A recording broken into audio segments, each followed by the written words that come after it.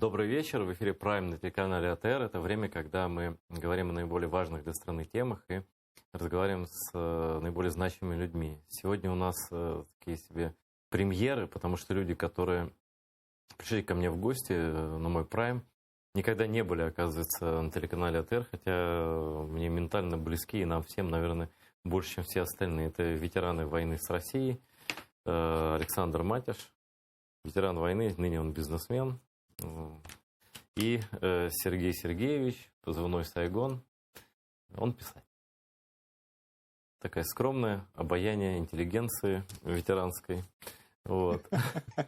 А я забыл твой позывной сказать, Мадьяр. Мадьяр, да, но меня так никто не называл по фамилии в основном. Да, у меня фамилия такая, что не нужен позывной. Или эй, ты говоришь. Я это самый, короче, тут в основном же политики бывают, да. И это, конечно, дурная привычка всех телеканалов, в принципе, потому что, кажется, вроде политики, они там решать что-то должны, и ты должен их звать. Но я считаю, что среди этого полуискусственного мира все-таки свое место должно занимать мнение людей, благодаря которым, в общем, наша страна существует по сей день. И ее бы просто физически не было, тогда бы нам нечего было обсуждать все эти дрязги, склоки и так далее. Ну, все как мы любим, да, в мирное время.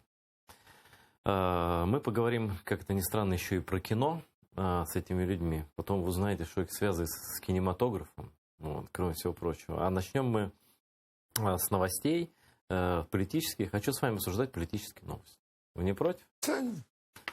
Ну вот сегодня политическая новость дня. Несколько дней готовилась акция за отставку министра внутренних дел Украины Арсена Авакова. И сегодня она прошла. Не знаю, сколько там было людей, я просто там, честно говоря, не был и не сильно следил, был занят по работе. Но вы наверняка видели, и трансляции видели все, что там происходило. Полраны было. Да.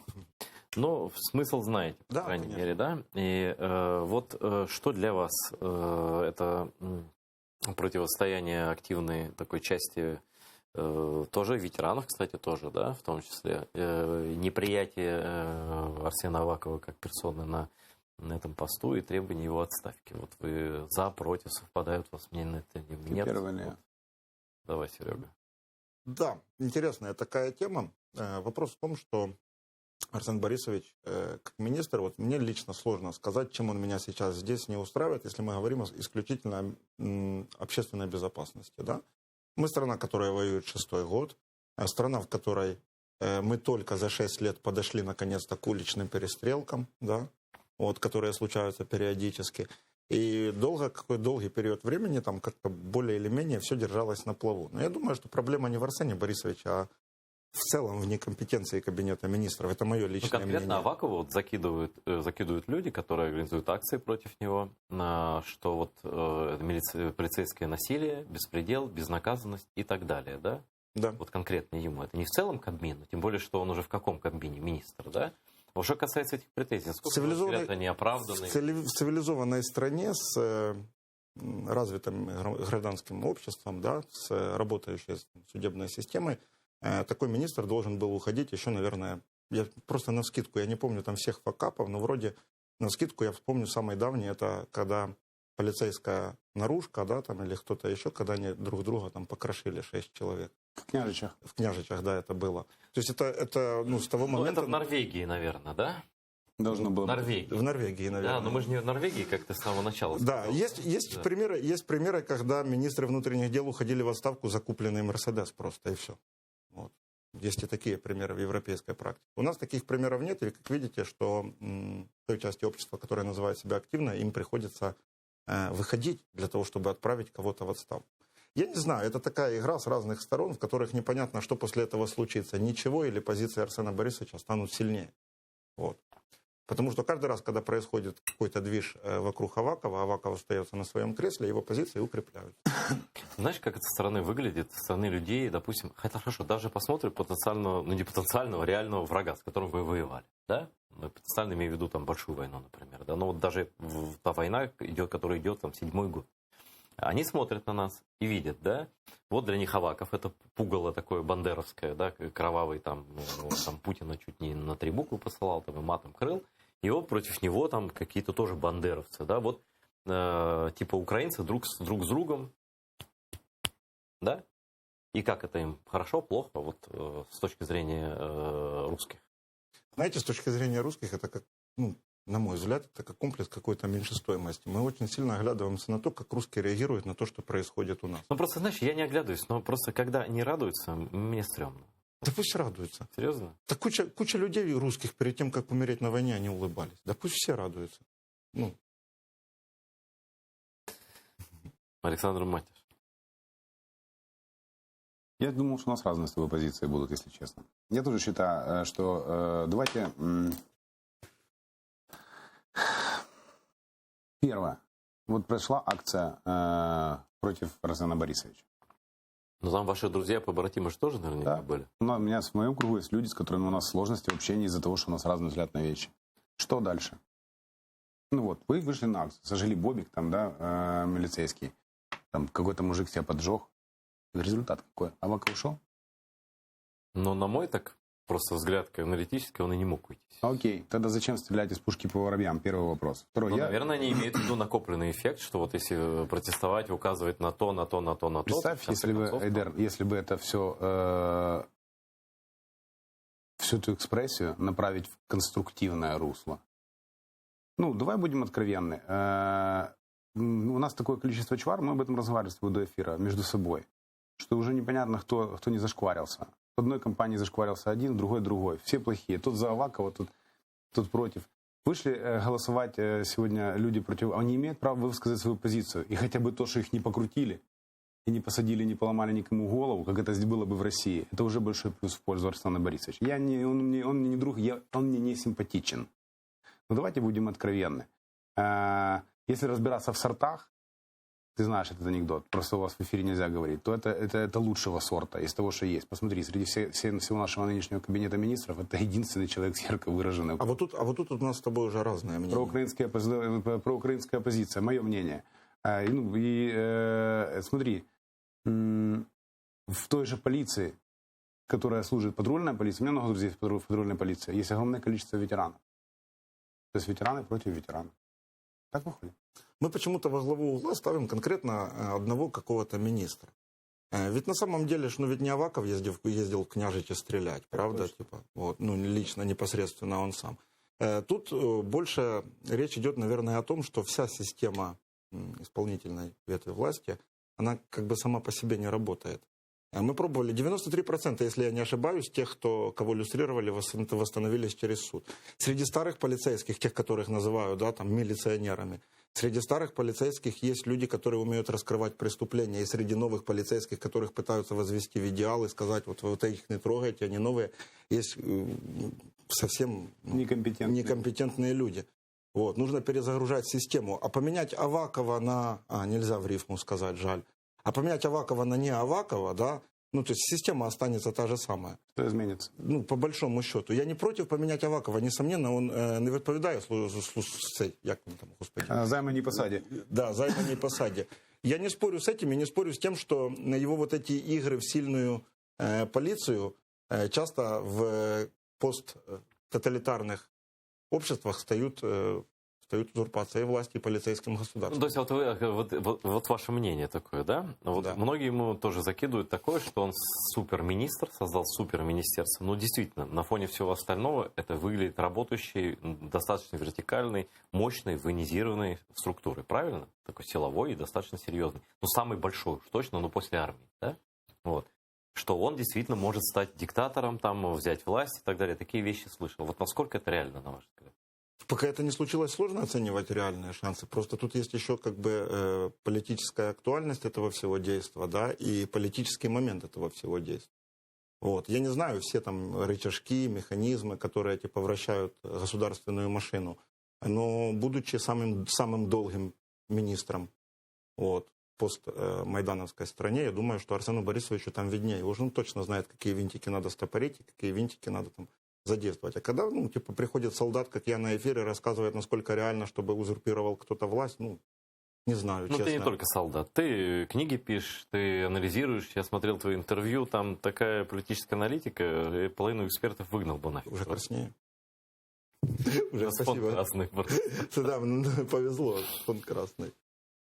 Саш, Да. ну дело это разве в одном министре?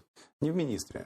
Сереж, я прямо удивляюсь, я вынужден тебя говорить твоими словами. У нас проблемы в исполнительной ветви власти. Давайте не будем... А в судебной нет проблем? Ты снял с языка. Мы будем говорить о судьях.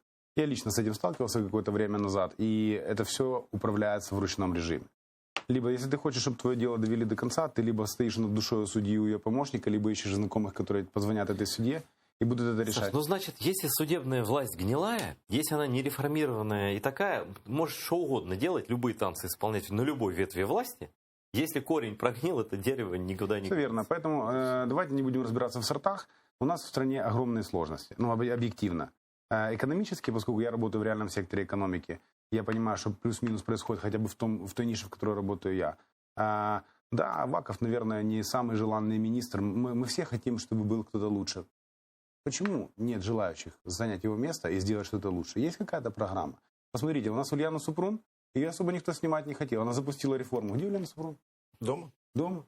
А реформу запустила успешно. То есть вопрос, смотри, еще в том, да, что когда ты говоришь «иди, Аваков» или «иди, Супрун» или что «иди ты предлагаешь кто-то», взамен? ты должен что-то с командой прийти, назвать. То есть вообще вот мне британская политика в этом плане нравится. Да? Альтернативный кабинет они могут создать. Да, и говорят, вот это наш интернет, вот он имеет такое мнение. Я уважаю каждого личное мнение, и протестующих, и знаю их многих там и так далее. Но давайте все-таки, вот сейчас, ну вот нет Авакова вообще, да? Вот ушел, он сказал, да ну вас там нафиг, или там ему сказали, как угодно, там Зеленский ему сказал и так далее. Этой структурой должен управлять человек, ну, точно не пророссийских взглядов, мягко говоря, потому что там и ветераны и так далее работают, и человек, который сможет эту систему тоже эффективно руководить и реформировать, к тому же.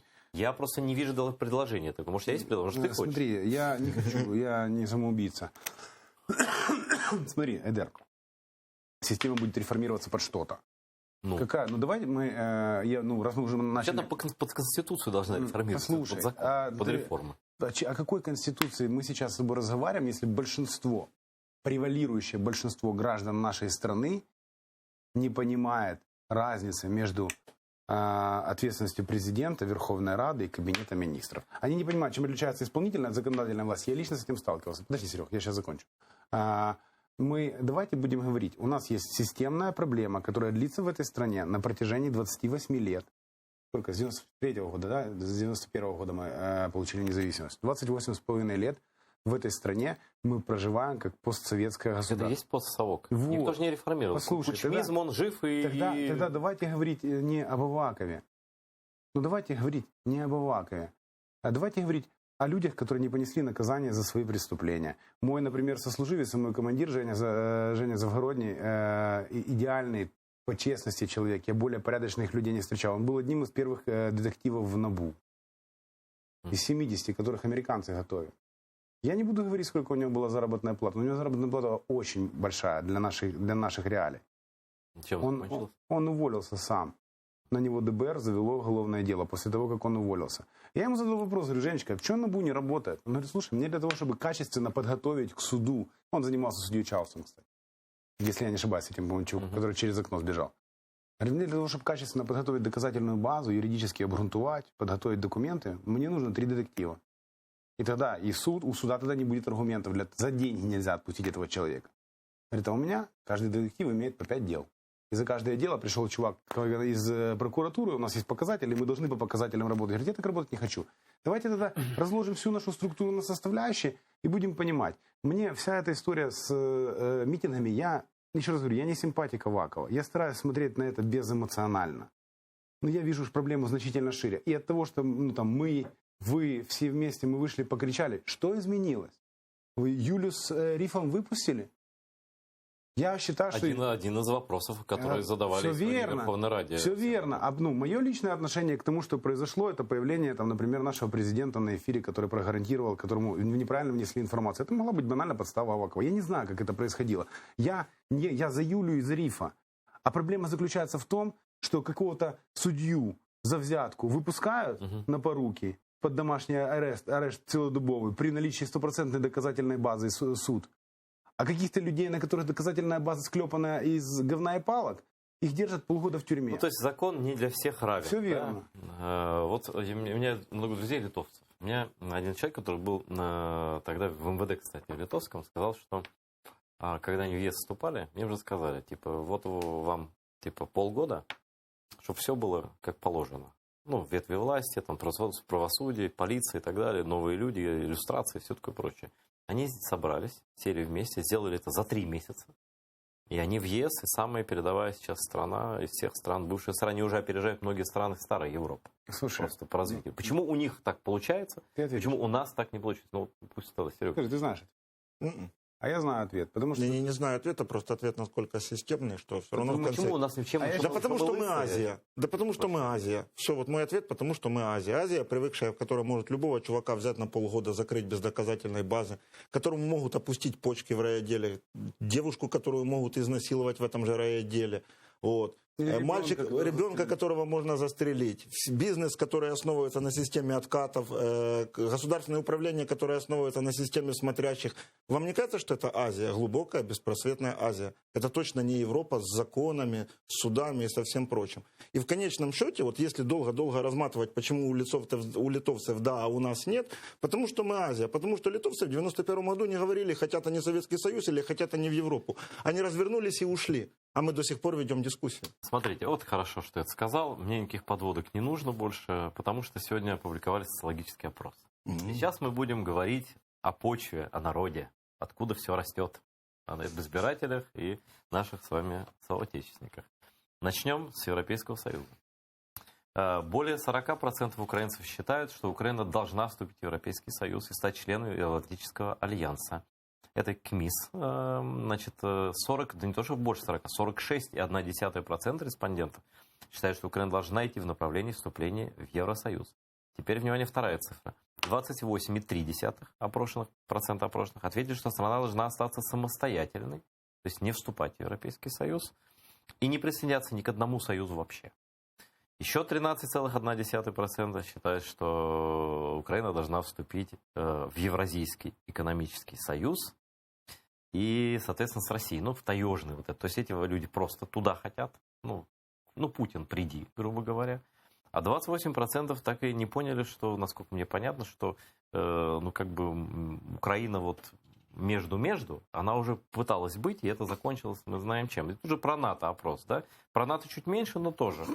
41,9, почти 42%, там 46, тут 49, там 46, тут 42 почти.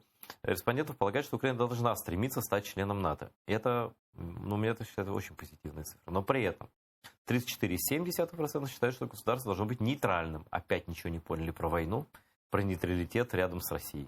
Это те люди, это та часть людей, которые говорят, я вне политики. Я вне политики. Я вне политики. Но вот 12%, как вы уже поняли, хотят в Украину в Организации договора о коллективной безопасности, Россия, Беларусь. То есть и там цифры коррелируются. Да, но почти одно и то же. Там чуть больше за невоенный союз и чуть меньше за военный, но в принципе, по большому счету, одно и то же. И вот 12 тут, 13 12 хотят туда, к России, к Белоруссии, к таким державам, как Казахстан, Кыргызстан, Таджикистан и Армения туда. Вау.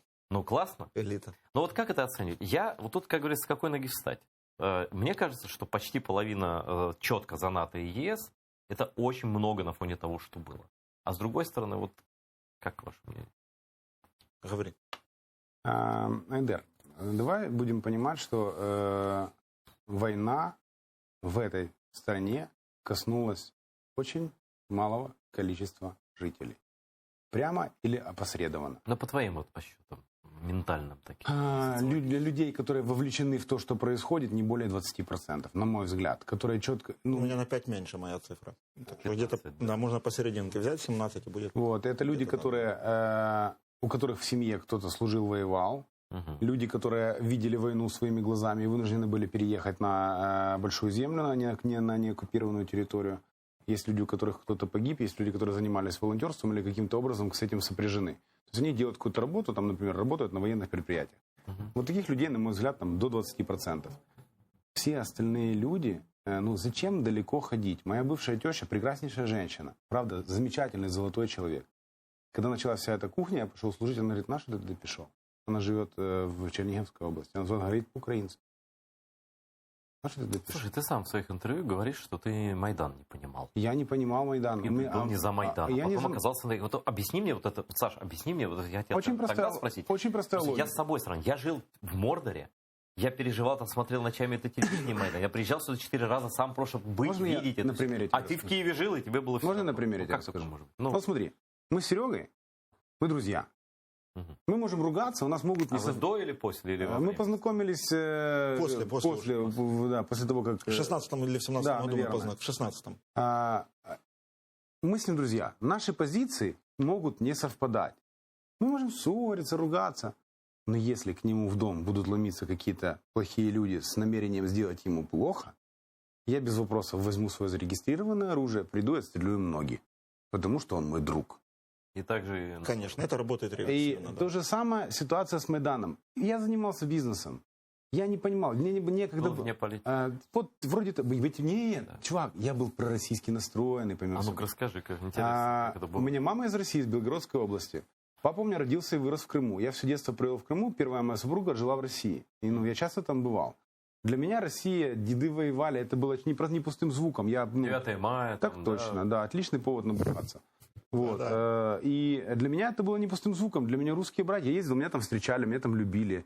Я вырос в Крыму, в котором украинцев, украиноговорящих считали унтерменшами, недочеловеками. Слушай, да у них бабок нет. Чего они говорят? Приехали. Ну, а крымских татар ты знаешь, как относиться. Да, галычане приехали, у них денег нет, давайте лучше москвичам сдадим, они больше заплатят. За крымских татар это вообще отдельная история. Чемодан, вокзал, Россия. Я помню этот прекрасный этот разговор в Симферополе с моим другом, с которым я вырос, и который голосовал за Крым наш.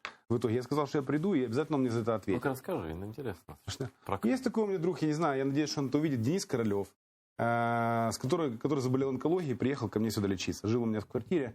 Его супруга, она, не буду говорить ее фамилию, потому что она сейчас живет здесь, моя лучшая подруга из той жизни, и она его вылечила здесь. И когда началась эта вся кухня, она стояла на проукраинском митинге, а он говорит, не, ну, братан, ну Крым же крымский.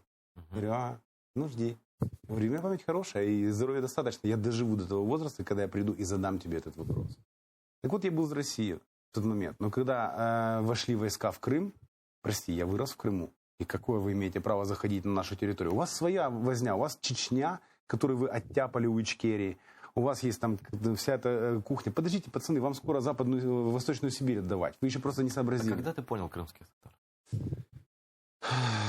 Когда мой друг Максим Музыка с батальоном Крым Знаю. нас перся на Саур-могилу, их было 11 человек, группа Гордейчука, они все были не оформленные, кто-то погиб, кто-то получил ранение. А Макса Музыку я знаю с самого раннего детства, мы жили с ним в соседних парадных, и выяснилось, познакомились мы по-взрослому уже после войны. В детсаду. Да, в детском саду мы ходили в одну группу и жили в соседних парадных. И вот тогда я начал понимать, что у людей забрали землю. Потому что, Тейдер, кому как не тебе знать, что сейчас твой народ изгой на своей собственной земле. Это длится 240 лет. Ничего, Мордор сгорит. Недавно же был праздник национальный татарский. Праздник было. Сожжение Москвы татарским. 1571 год. Я придумал лозунг, когда я тебе похвастаюсь. Там из династии Гераев, это хан Девлет Герай, первый. Он взял Москву. Это был второй, кстати. Взятие Гераи дважды брали Москву. Но они такие добрые почему-то были, они уходили там, что-то платили там, как положено тогда было, они уходили. То есть не добивали гадину. Вот единственное. Я придумал лозунг такой: слава Украине, героям слава. Да? Вот, то есть можем повторить, там люди начнут, деды воевали, все такое прочее. Вот. А ты, Сергей, когда ты узнал о крымских татарах, когда ты понял, это же крымстарский канал, я хочу у всех спрашивать одно и то же. Потому что нас не понимали, нас не видели. Знаешь, у меня батя водитель, водитель большой машины. У меня как-то всегда было проще понимать. Мы же компактно проживали у себя, очень похоже на вашу степь, только это Днепропетровская, чуть-чуть прохладнее, наверное. Юг Днепропетровской области, да? Скорее запад Днепропетровской области. У меня батя работал на зерновозе, и каждый год ездил в Крым, получается, на уборочную. Вот. С этим, я не понимал, кто есть, татары. Я просто был с ними знаком. Мы как-то, я ездил с ним, общался со своими, опять же, сверстниками, получается. Потом уже появились какие-то там мобильные телефоны, мы как-то ими что-то обменивались. Никогда эта связь долго не держалась. Так или иначе, я понимал, что у нас есть такой крымско-татарский народ, у которого есть своя автономия, который, в принципе, вот, живет как может, делает, Своя что может. автономия, да, не было. Это была русская автономия. АРК с русским флагом. Где? В Где? Крыму. Ну, АРК это же русская была автономия. я говорю до... Тогда да. Да, до я войны, говорю да, до войны. Я Да, говорю до извини, войны. просто это я Ну и сейчас Крым я считаю украинским, вообще не понимаю. Он у меня не красится в другой цвет, Крым. Вот. Потом 13-14 год пришел. Ну вот, и когда уже Крым именно вот отобрали, в прямом смысле слова, его оккупировали, да, я вдруг понял, что есть куча людей, которые теперь нежелательны у себя дома. Вот, я что-то сразу подумал, что у нас же с украинцами, у татар вроде никогда, не вроде, я не могу сейчас притянуть где-то вот в новейшей истории. Да в обозримом прошлом нет, это все средневековые феодальные войны. И это надо все перебивать и жить дальше, и двигаться. Мы жить будем завтра, а не вчера в каких-то феодальных войнах. Ну тогда Украина на Литве войну объявить. Да. И я понял, что у людей просто вот, у людей отобрали их право, что ли. Дом. Вот. А как я соотнес это уже потом с военным, да, мне не повезло, мне не пришлось служить с крымчанами, вот, с крымскими татарами. Мне не пришло, но я служил с пацанами с Донецка. Вот. И мне по большому счету было, не совсем наплевать, но я знал, что есть какая-то дата, когда я уеду домой. Я приеду к себе домой, обую свои тапки, пойду в свою ванну, вымоюсь своим гелем для душа, вот. Поем из своих тарелок, и так далее. У меня есть дата какая-то, когда я приеду, все это сниму и скажу, так, и что же дальше? А они смотрят в тепловизор на Донецк со дня в день, с года в год. Уже скоро почти 10. Вот. Когда там разговаривал с одним из них, говорит, когда это все кончится, боже, это был 15-й год, всего-то навсего. Вот, тогда еще казалось, что это можно как-то, быстро все это решить. Вот, он говорит, когда это все кончится? Я говорю, фиг его знает, мне вообще без разницы. Мы немного с ним поскандалили из-за этого, конечно. Я просто не соотнес. Очень четко поймал, что у нас часть крымских татар вообще не может приехать в Крым. И таких все больше и больше с каждым годом. Вот. А часть, живя там, их не считают за людей не считают. Давайте так. Не дают им там проводить то, что при украинской юрисдикции было. Там были митинги поминальные, да, на 18 мая. Все. Сейчас это все очень сильно придавлено. Я не буду говорить там про слежку тотальную, за детьми следят, чтобы они, не дай бог, там украинский где-нибудь стишок не рассказали, там, или по-крымско-татарски что-то. Это страшный случай, я одно БСЕ рассказывал. Это история слежки за крымскими татарами с 5-летнего возраста. Там все на примете, там все прослушиваются. Они считают нас, в гетто такое. Оно же без забора вроде как, да? Но они знают, что с ними надо вот так, да? При Иосифе Виссарионовиче, это была статья, 58-я, часть 1. Антисоветская? Да, антисоветская деятельность и подозрительный элемент.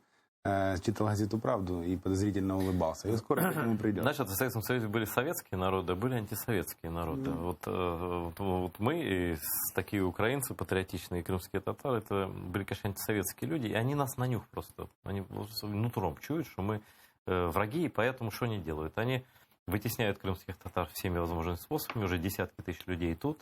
И они, у них большой опыт заводят, в этом. Да, слушай, это все с Екатерины ничего не изменило. Абсолютно. И они, скорость перевозки. Они завозят туда сейчас сотни тысяч людей.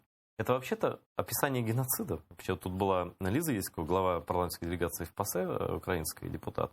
Она говорит, это подпадает четко, замена населения четко под понятие геноцида подпадает. Слушай, очередное, это, конечно, А почему мы молчали 20 лет, когда они получали больше зарплаты в Крыму, моряки? Почему, когда военный пенсионер из Тюмени считал нормальным приехать в Крым и купить квартиру? Мы 20 лет на это все смотрели. Потому что эта земля была отдана Киевом при разных властях, якобы уже независимой Украины. Я ее не считаю тогда независимой, вообще до Майдана не считаю. Это все равно сателлит страна была. Да? Вот, так они все отдавали местной русской версии. Слушай, я был в 11... Там татарам ничего нельзя было делать, но никуда не брали. Я в 11 году был на 9 мая в Крыму, с ребенком ездил, с сыном со своим. Проходил совместный парад. Да. Морская пехота Украины, морская пехота... Какой год, Саш? 11. А в 13 году, по-моему, или в 12-м, мне лично морпех из Феодосии, который вышел оттуда после аннексии, который остались верной присяге, он мне на ток-шоу, на другом канале в эфире сказал: Айдер, мы готовились воевать с крымскими татарами. Мы вместе с русским флотом отрабатывали, внимание, ликвидацию террористических банд Аль-Каиды в горах Крыма, которые состояли из крымско-татарских исламских террористов. Вообще ужас. А потом пришли ребята на танках, да, из немножко другой страны. Вот. А ментальность такая была, военная доктрина была такая. То есть враг были крымские татары, которые должны были Крым отторгнуть к Турции, должны были что-то еще сделать, ну, чтобы себя совсем убить, да? Ну, Вот. да. Но вот это до сих пор живо. До сих пор сидят люди во власти, при власти, которые говорят, крымские татары это же турки, они же мечтают жить в Турции. Я говорю, ну а почему тогда украинцы не мечтают жить в России? А зачем нам жить в России? Я говорю, а нам зачем в Турции? Близкий народ, ну, по языку, да? Не по ментальности, другой, там, но это же растворение ментальности. С крымским татаром только с украинцами может сохраниться как нация. Там Айдар, это все. И как с русскими и украинцами такая же история. Хочу сделать короткую подводку. Я абсолютно с тобой согласен, но это еще раз говорит о том, что мы живем в токсичном информационном окружении. Информационное окружение создает определенный вектор мышления тех или иных людей. Не у всех людей присутствует критическое мышление для того, чтобы взвешивать ситуацию. Там. Да плюс еще про российских каналов. Уже на 2 пальцах рук уже. Слушай, мы можем об этом жаловаться сколько угодно. Не, про то, что делать. Вы люди делаете. Ну, я же не буду здесь прямо при всех говорить, что меня завтра отсюда вывезли. Я сидел. Кто тебя вывезет? Боишься. Жечь, я могу сказать вслух. Давай. Жечь. Если не могут каналы закрывать суды, каналы, которые несут антиукраинскую деятельность, ведут, то их, значит, нужно жечь. Смотри, Сереж, я считаю немножко... Я дополню глаголом. Да, жечь глаголом. Я считаю немножко по-другому. Я считаю, что все нормальное, трудоспособное и адекватное население должно сейчас все делать для того, чтобы стать экономически независимыми. Или государство, или знаю. Ну, твой бизнес маленький вроде бы, пока. Однако же, да. Но моя задача стать настолько обеспеченным человеком, чтобы у меня было достаточно ресурсов. Когда собирается группа людей, у которых есть деньги, они могут сплаченно купить канал. Давай про Сашу расскажу. Это очень интересная история. Александр Матиш шьет трусы. Да. Или как он их называет, труханы, труселя, труселямбы. Он придумал 66 синонимов слова трусы, которые известны только одному ему, но они невероятно креативные и красивые. Трусы качественные, мужские, да? Так, женщины тоже носят. Да? Ну, в качестве шортов? Да, как ночнушка. Да, и там они не натирают. И вот он на фронте был в белье, в которое натирало. Вот, и решил, что он больше будет ходить и другим людям делать трусы, которые не натирают. Сейчас вы еще футболки делаете. Футболки, верхний пай, это чисто крымское название. Это называется у нас толстовка, у вас называется пайта. Что это толстовка? Это русский мир. Ну, слушай, ты не выглядишь не толстый, надень толстовку. Да, мы делаем верхнюю одежду, делаем ремни, много чего делаем. Я считаю, что нужно, чтобы бизнес рос среди своих. И когда группа людей активных, желающих что-либо изменить, будут достаточно обеспечены для того, чтобы желательно сделать это в нормальном демократическом ключе. Ну, ты же прекрасно понимаешь, ребят. Я понимаю, о чем ты говоришь. Понимаешь, без денег ничего... Это раз. Да. И смотри, ты же понимаешь, ты же из 90-х. Ну, да, ты же понимаешь, вот, ну, например... Я в Тамбове вырос, я прошу прощения, в 90-х. Есть хороший пример. Ну, вот хороший ветеран какой-нибудь из наших или не из наших сожжет какой-нибудь плохой канал.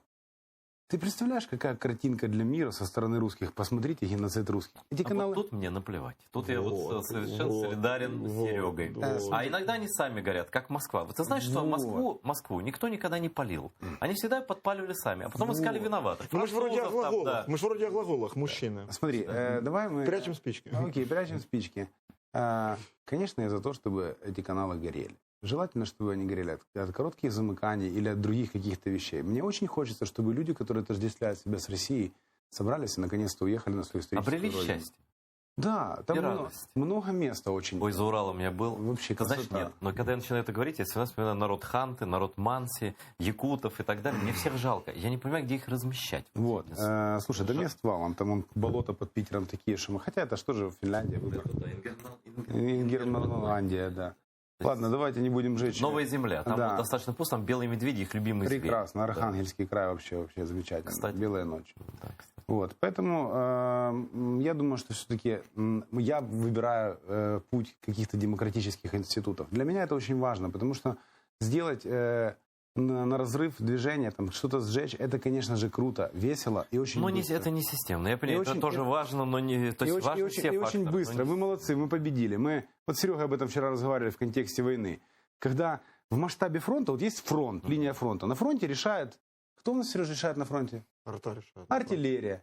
И два конкретных чувака, которые встретились вот так вот где-то вот, от того, что один другого убил, стратегически картина линии фронта ни То есть хера не придет изменится. артиллерия, только она может изменить положение дел. И завтра приедут наши системно. пионы и навалят всем. Но надо, если это уж территория освобождена, в нашем случае мы ведем освободительную войну, то все равно нужно какие-то ножки, которые придут и туда поставят желто-синий флаг. Вот тут артиллерия не поможет. Вот. Да. Поэтому давайте... А вы оба в пехоте. Ну, не совсем. Я служил в добровольском батальоне. Ну, это пехота. Ну, не совсем. Ну, как нет, вы летали, что ли? Ну, я не знаю, не совсем. ну, Что ты летчик, что ли? Он говорил мне, что он летчик. Да, он оказался налетчиком. Я служил в добровольческом батальоне МВД, мы стояли в второй линии, мы выполняли другие функции. Ну, понятно. Меня друзья называют мусором. Наземный. Хорошо, наземный, да. А я очень воздушный. Я согласен с Серегой. Все верно. И вот у нас с этими телеканалами та же история. Мы пытаемся стрелять друг в друга, хотя нам нужно работать с артиллерией. А артиллерия – это воспитание подрастающего поколения, правильные нарративы и общая понятная линия через всю страну. Потому что у нас с каждым президентом у нас меняется, блядь, А вектор. знаете, кстати, вот при Порошенко они расцветали. Сейчас они цветут, несмотря на все заявления. Я имею в виду каналы пророссийские. Вот требование закрыть эти каналы, действенные и демонстрации, я думаю, они бы они бы могли подвинуть эту историю с точки, да? Я так не и они бы думаю. никого не... Нет, они, наоборот, обвинили бы кучу людей. Ты знаешь...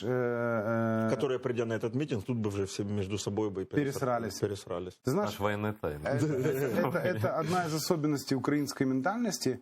Это потрясающая способность создавать проблему условно в обществе с одним интересом, с одними взглядами, проблему из ничего и создавать дикую грызню. Ну, 2-3 гетмана, 2 украинских гетмана. Да, и это проблема. Поэтому я считаю, что, кстати, возвращаясь к вопросу, почему литовцы по-другому поступили, до 1939 года они были частью Европы.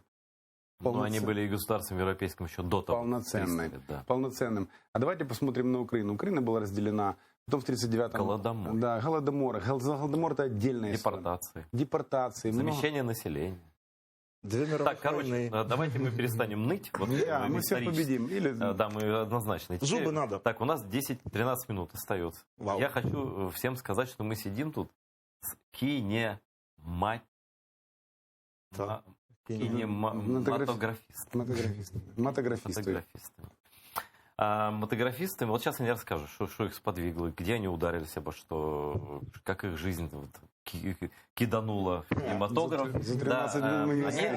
Я завершу тему трусов. Вы не наклоняйтесь сильно, вы из кадра уходите. Хорошо. И ты тоже сильно не наклоняйся. Не наклоняйся, наоборот. Вот. Теперь красиво. Вот бренд Саши называется Регата Клуб. Зайдите, найдите.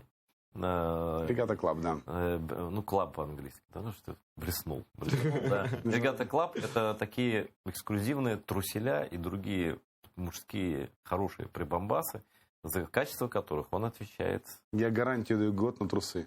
Год гарантия на трусы. И отвечаешь. 75 гарантийных случаев? 300 на 50 тысяч.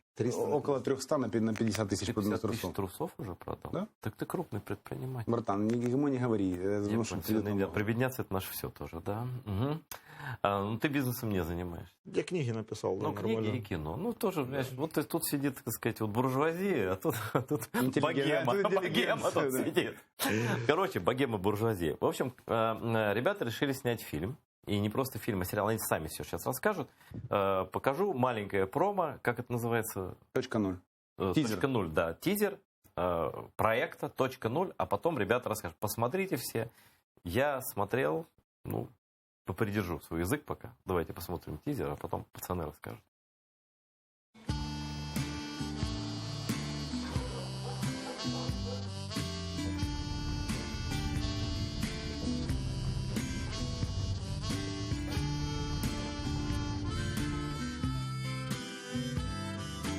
Мене просто в морі тошнить.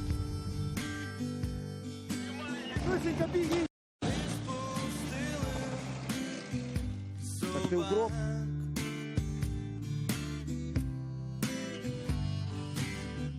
Надо йти його закупити.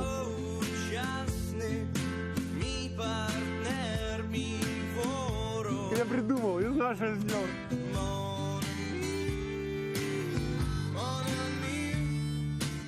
На какую позицию ты едешь? Вот теперь.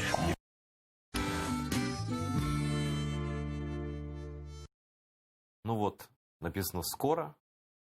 Мой ответ «что?», «зачем?» и «почему?». Я замолкаю. Ребята, рассказывайте про ваш кинопроект. Ну, это первая серия нашего сериала. Пилотная, называется он «.0». Называется она «Холодильник». Называется «Холодец». Сериал называется «.0». Почему .0? Потому что нулевая точка – это точка, в которой все заканчивается, начинается что-то по-другому. Жизнь на нуле совершенно отличается. Первое. Пойдем от цели. Я на протяжении всей своей службы вел дневник. И для меня очень было... Я вырос на советских фильмах о войне, нас так воспитывали. И я все ждал, когда же снимут хорошее патриотическое кино, украинское, настоящий украинский фильм. Вы знаешь, вот всегда украинский театр всегда был такой недороссийский, недорусский. И всегда киностудия Довженко всегда была такая... Малоросская. Да, такое все... Как правильно сказать? Провинциальная. И вот мне хотелось увидеть фильм. Сняли «Киборги», хороший фильм. Хороший. Сняли «Котики», тоже хороший фильм. Есть еще какое-то количество фильмов, но эти фильмы не о войне. Эти фильмы для людей. «Киборги», там поют песни, классно, люди поют песни на войне. Но я не представляю, чтобы кто-то из моих сослуживцев, после того, как кто-то погиб у него в бою, отпустил пленного сепаратиста. Ну, мне сложно это понять, потому что... Но он для восприятия, извини меня, людьми, которые Верно. в войне не были. Так вот, иностранцы, там, так. Теперь мы приходим к цели. Когда я перечитывал свои дневники, мне захотелось сделать фильм, в котором будут рассказывать о той войне, которую видел я своими глазами. Я видел ее разную. И во время своей службы, и во время последующих поездок как волонтер. Война – это резиновые тапки и постоянное неудобство. Классные собаки, хорошие люди, обязательно какой-то залетчик, аватар. Это обычная... Вкусная еда. Вкусная еда. Это обычная жизнь. Я ночью на блокпосту жрал шашлыки, смотрел на небо, думал, как такое может быть?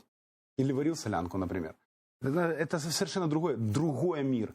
И тогда еще, ты когда выезжаешь из зоны боевых действий, ты приходишь сюда, и ты не можешь понять, куда ты попал. И хотелось это показать. Еда-то невкусная. Еда невкусная. И небо-то не такое. И небо не такое. Ну, женщины красивые. Ладно. Случайно выехал ко мне с интервью Андрей Стельмах, он создатель передачи на телеканале ЗИК в свое время «Стежками войны». И у него тоже была такая идея, мы закрутили эту тему. Давай снимем кино, давай снимем кино. Это мы 2 года об этом разговаривали. Давай снимем кино. Потом мы разделили обязанности, моя задача была подобрать ресурсы, его организовать съемочный процесс.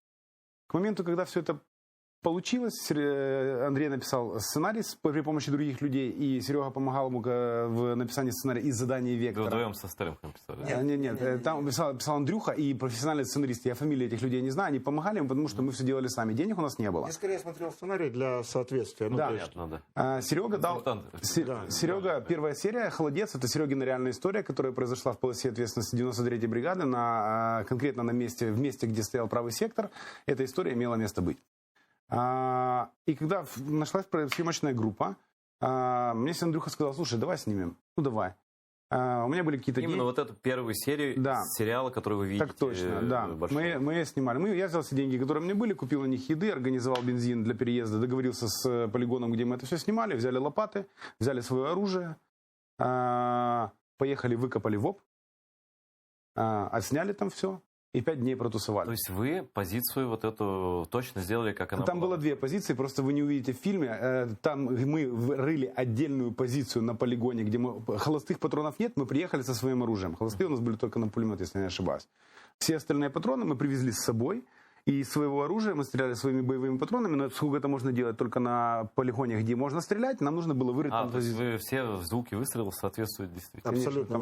Для меня это было так круто, когда я понял, вот это у меня были давно уже мысли о кино, это как бы кино не мое кино, тут это тот случай, когда вот Саня говорил о том, что у него будут проблемы, я появлюсь, и мы их порешаем. Это тот случай, когда звонит мне мать и говорит, короче, слушай, там, пупсик, давай завтра там в 6 или в 7, я не помню, утра, я за тобой заеду, там надо поехать. Я не слышу, он очень быстро разговаривает обычно, когда спешит. Говорю, куда поехать, что делать? Не то, что я не...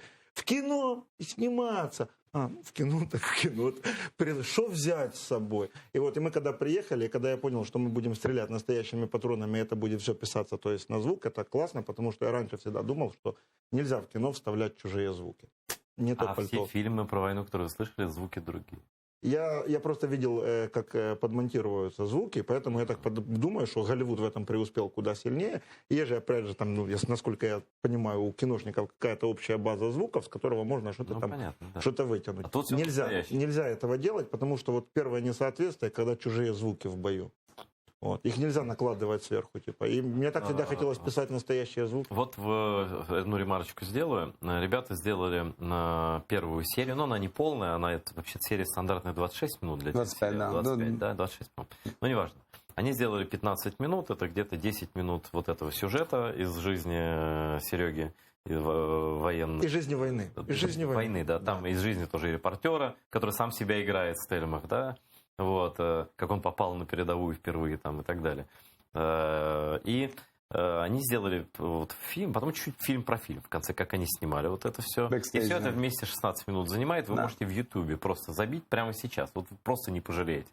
Забейте в Ютубе точка. Все.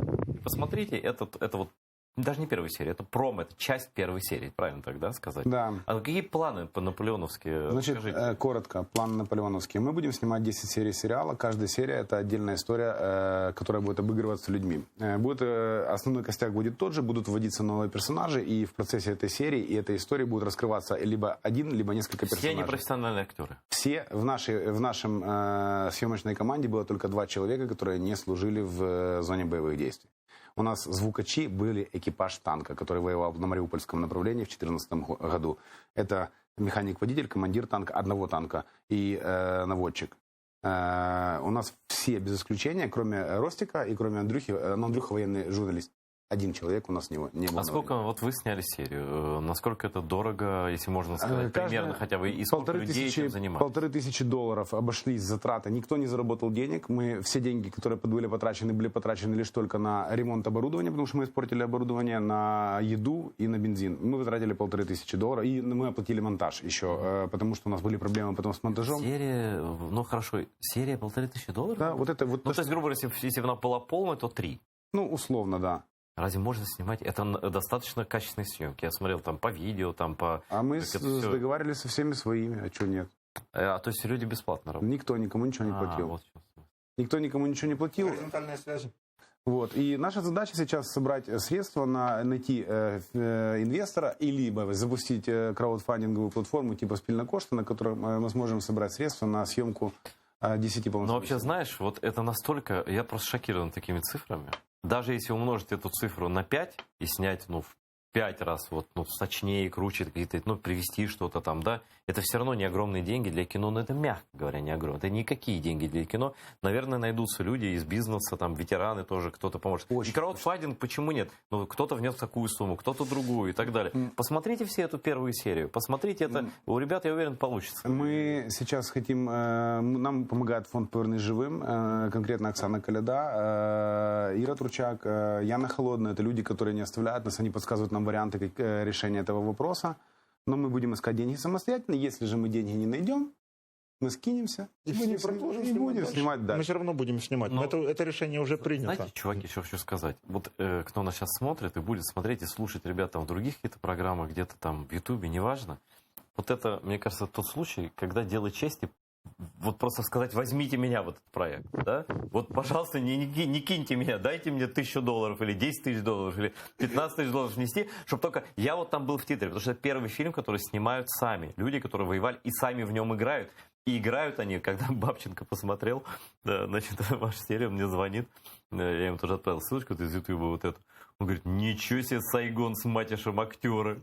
Я вообще даже не знал, не подозревал. Сейчас мы запускаем, если будут люди смотреть эту передачу, подпишитесь, правда, на наш YouTube-канал, это очень важно, там будут идти обновления. Мы сейчас будем запускать еще один продукт для того, чтобы не терять аудиторию.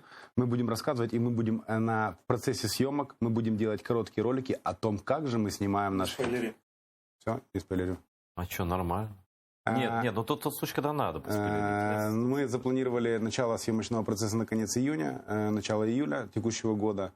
Есть прописаны 4 серии уже, их пишет Андрей Стельмах, который один из вдохновителей и участников этого сериала. Также мы подружились с нашим другом, который стал одним из сопродюсеров. Это Must See Movie, Витя Сокуренко, который воевал в правом секторе. И он у нас тоже воевака. И мы сейчас всеми силами делаем все для того, чтобы этот фильм снялся. И поверьте, это будет круто. Пацаны, мы прошли точку 0. Эта точка должна была закончиться, наша программа. Но я решил, что можно и перетянуть, если у вас есть еще что сказать по фильму. Ну-ка, соберитесь, давайте. Серега, давай, я уже так наговорил. Я не знаю, что сказать по фильму, потому что этот фильм я вижу не как кино. Вот не вижу я его не кино. Будучи написавший 2 книги, понимаете, как работают диалоги, как работает структура текста, и еще продолжая в нем сниматься изнутри, то есть я этот фильм вижу как бы снизу вверх на него смотрю. И мне тяжело вот как-то для зрителя сверху описать, вот как это все происходит. Это все очень интересно, и в силу нашей упоротости, я бы назвал упоротость, я уверен, что это все будет, потому что ты во многом прав, потому что уже, когда тебя часто посылают, никто не хочет давать денег. У тебя ничего не выйдет, парень. Да, да или говоришь, что ты, молодцы, часто хочется сделать назло даже самому себе. И мне хочется назло всем и самому себе сделать такое классное кино, чтобы от удовольствия от просмотра этого кино люди просто рыгали. Знаешь, когда, не буду называть имя олигарха, когда Джамала собиралась в Стокгольм, да, ей не хватало денег там на определенные спецэффекты. Это же все что же с миру по нитке. Ну да. Она тоже. И один олигарх ей сказал, ты татарка, ты никогда не победишь. Зачем я тебе буду это все? Да? И вот она такая тоже, упрямая. Это дополнительная мотивация, конечно. Она про себя подумала, я так думаю, в голову не лезет, я татарка, я не победю. Угу. А я коротко хотел бы сказать. Мы обращались за финансированием к нескольким очень медийным людям, к бывшим политикам. Очень уважаю. Но не было у них времени для нас, они там какие-то продуктовые наборы отправляли. Мы же не будем подсказывать, кто это. А я пришел, они сказали, у них нет денег. Я хочу просто для них обратиться к ним. Если вы рассказываете о том, что вы строите будущее, ваше будущее – это следующие выборы, если вы доживете. Вот благодаря таким фильмам, может быть, вам удастся воспитать новое патриотичное поколение тех людей, которым сейчас 14-15 лет. Это ваша электоральная группа на следующих выборах. Нам, по большому счету, ваши бабки не нужны, мы и так снимем. Но мы и пропарафиним вас нормально в этом кино.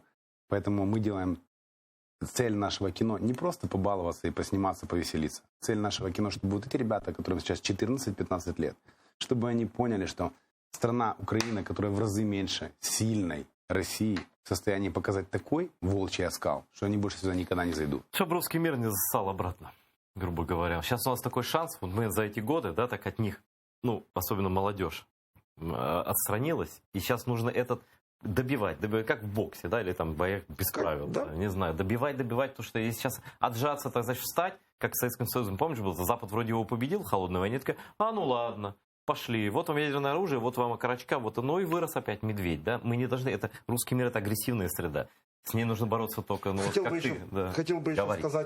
бы еще сказать, очень важно, наверное, с этого вообще надо было начинать, я хотел бы сказать, если уж есть возможность обратиться, спасибо ребятам, нескольким десяткам тысяч ребят, которые сейчас держат 420 плюс километров линии фронта, дают нам возможность общаться здесь с тобой, быть такими красивыми, снимать кино, пить вкусный кофе, и рассуждать о политике. Абсолютно. Потому что без тех ребят, которые держат этот маленький кусочек 420 километров, все это не имело бы никакого Украины смысла. бы не было.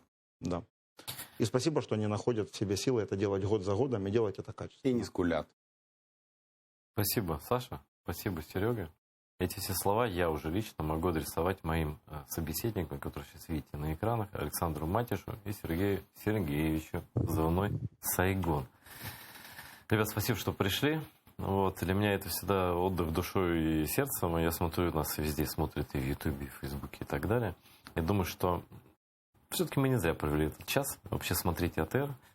Спасибо вам за внимание, вам за визит. Всего доброго. Переможемо. Спасибо.